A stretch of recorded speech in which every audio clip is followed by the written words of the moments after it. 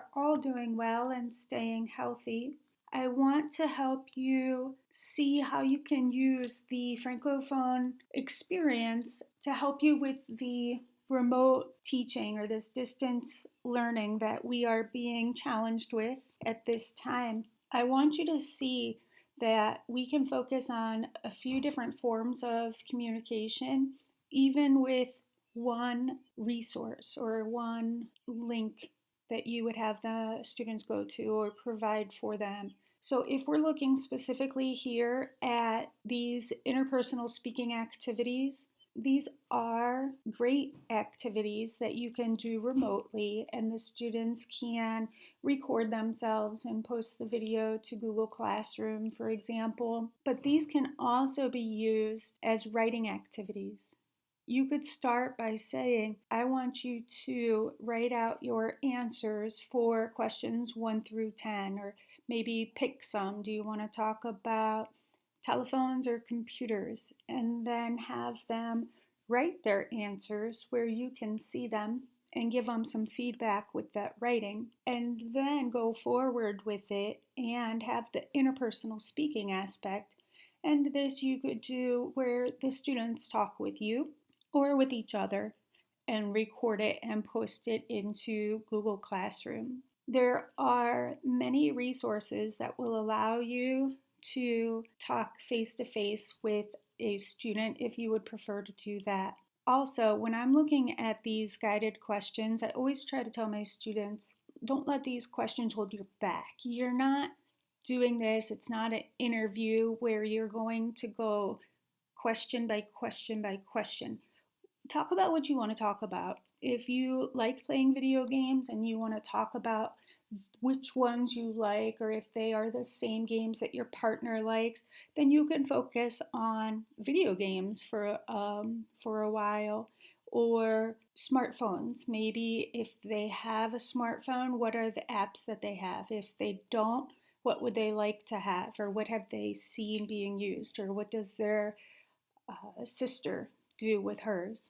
So right there, you are looking at writing where you can give feedback with sentence structure, conjugations, other grammar aspects that you would want to look at that time. For example, yes or no questions, you could look at that and say, okay, how would you answer, do you have a telephone, a cell phone? Then you would have to restructure it a little bit and add to that. Or maybe you want them to add transition words as well. And then you would also have them use that to speak. So you would have your writing practice and your speaking practice with one activity. And if you look at the activity here with Versailles, you could see that the students could use this as a writing activity as well.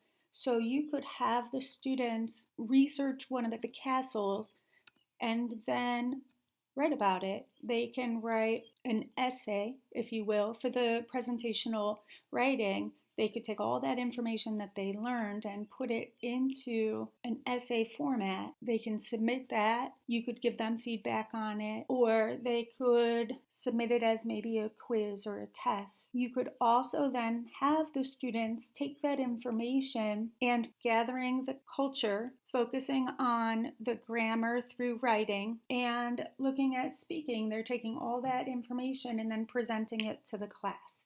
They can record it and post it in Google Classroom, for example. And then afterwards, you could still use another speaking activity with that. You could have the students get together with a partner and record interpersonal speaking. Which ones did you like? Which ones did you not like? And so you could spend a week or so on one activity or with one resource. I also want to show you how the interpretive pieces can be used in multiple ways as well. If you look at the video here with the listening activity with the blanks, this is one of my favorite activities because it can be used in so many different ways. So you could start, for example, going through the transcription and choosing which vocabulary words you think they will need to know as they move forward. So you could have them practice those vocab words, give them a vocab quiz, or however you want to have them study and prepare for that vocabulary because they'll need to use it in the future. I like to use Quizlet because Quizlet allows the students the possibility to practice the vocabulary words in all forms of communication. They have vocabulary cards. You can listen to the word being pronounced. Then they have matching games that can practice with that vocabulary acquisition. And then they also have listening and writing activities, which will help tremendously. I always tell my students, focus on what you need to focus on, but use this resource for what it's intended. You want to make sure you are practicing within all of those forms of communication. Sometimes what I'll do with Quizlet is you can go on and look at the students and their progress and what they have done, and you can see, and I tell them I can see how many times you did each activity, which activities you did, or which ones you might still need to work on. So I can see that, I can give them that feedback, and I can monitor what they're doing instead of just hoping that they are practicing the vocabulary. And then you can use that for quizzes, or you can produce a quiz on your own and have them complete it and submit it into Google Classroom. I really like using Google Classroom. I think it's the easiest resource for me to be able to, and any announcements that I have in the same place every time for these students to complete the activity, submit the activity, and I don't have to look for it if they share it with me in Google Drive or email it to me. It really is a simple way to communicate remotely. So in addition to finding the vocabulary words from this listening activity, you could have them as a reading activity, maybe summarize it and focus on the summary aspect of the rubric, for example, the main idea. If you look at the other activities that go along with the reading and viewing aspect, the interpretive aspect of this activity, you can see that maybe it doesn't cover all of the rubric, but it has a couple. You could focus solely on supporting details if you would like. That might be a good quiz even to have, so you don't have anything else on the page except for your supporting details. You could have maybe both supporting details and guessing meaning. Really, it's what you find most helpful for you and your students. The Francophone experience has so many different options for you. And if you don't want to do one of the activities, the nice thing is that you can skip that activity without it affecting future activities. However, you do want to make sure that you give your students the opportunity to take in the information through one of the interpretive pieces. That's where they will acquire their vocabulary, grammar structures, little pop-up grammar ideas. The interpretive pieces are important because that has all the information that the students are taking in. This is their input. So you have to make sure that you do give them either reading or viewing or listening activities before you have them write about this specific lesson or cultural aspect that you do want to look at. I'm going to go back to the close activity here. You can have the students listen multiple times and fill in the blanks as they hear the vocabulary words that they've already studied. So they can play it over and over, maybe as many times as they want, unless you're using it as a quiz. So they can really focus on each word. Oftentimes in my class, the first time I play it, I see my students at the end, they kind of joke and they're, I didn't get any of them, or I didn't get one, or I only got two. This is where I say, again, well, If you're listening the first time and you miss 2 or 3 blanks because you were writing in the first answer that you had, that's okay. Pick up after that and then continue. And then you can listen multiple times. And each time you listen, you'll hear 1 or 2 more. And as you listen, you want to verify, okay, yes, I'm sure that's the word that I heard. Maybe put a check next to it. Or, you know what, I'm not really sure. I'm going to circle this one and come back to it later. So the close activity where they're filling in the blanks, this really helps them focus on the pronunciation, not only of the word that they're looking for, but of the words around it. That helps them with intonations within the speaking to see how it's done in a natural way. We all know that grammar is an important part of learning, of being able to communicate in French. When you're looking at the interpretive pieces, no matter what they are, there will be something that you can pull out of it that you want to focus on. So I highlighted some here, just showing, okay, here are the verbs. You can review conjugations using Conjugamos. Another amazing resource for teachers, especially with teaching remotely. Conjugamos will allow them to see if they are correct or not right away. They'll have that feedback. And you can choose, do you want to practice on present tense or irregulars or maybe passé composé? They can focus on one at a time as well. In the few weeks before we were asked to teach at home, I was discussing with my 7th graders, you use different verb tenses within the same writing. So if I teach you how to use this verb in the present tense, that's great, but you might also need to throw in a past tense. It really depends on your reading or your writing. And I try to help them understand that you don't want to just assume that everything is going to be the same.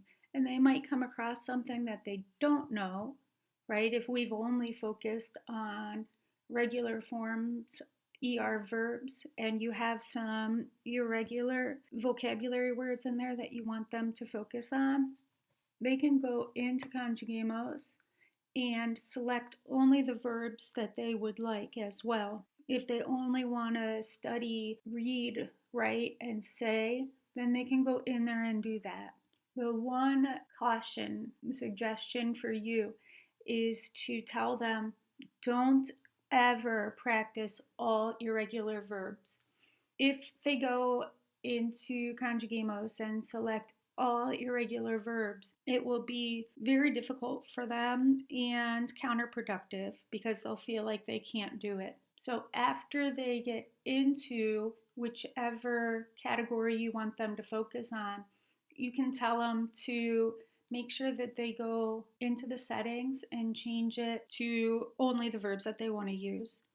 Now, as a teacher, when I have them do Conjugamos, I might say, I want you to do something specific in there to practice the verbs, or practice any way that you find the most helpful. And then I have them take a screenshot at the end and submit that into Google Classroom. So we need to think about a few different aspects of distance learning. One, I want you to know, using the Francophone experience, that you have that interpretive information which uses the authentic resources that you need to meet the standards. You gain your information, your cultural knowledge, and spelling and vocabulary with the interpretive activities. Those are the activities: interpretive reading, interpretive listening, and viewing. We use those activities to gain the information that we will need to then use it in the speaking or writing activities. Without the interpretive activities, they cannot do the writing and the speaking. And I tell them that right up front. You need this information. You need to know what I'm telling you, what I'm asking you to do right now for future activities. So the Francophone experience helps you with that idea of input and output. I will give you a couple of activities followed up by a writing or a speaking, which can be recorded and submitted through Google Classroom. The other note that I want to make for you is once again to only use the activity as it's listed. You can take one resource and do a week's worth of activities with that one resource.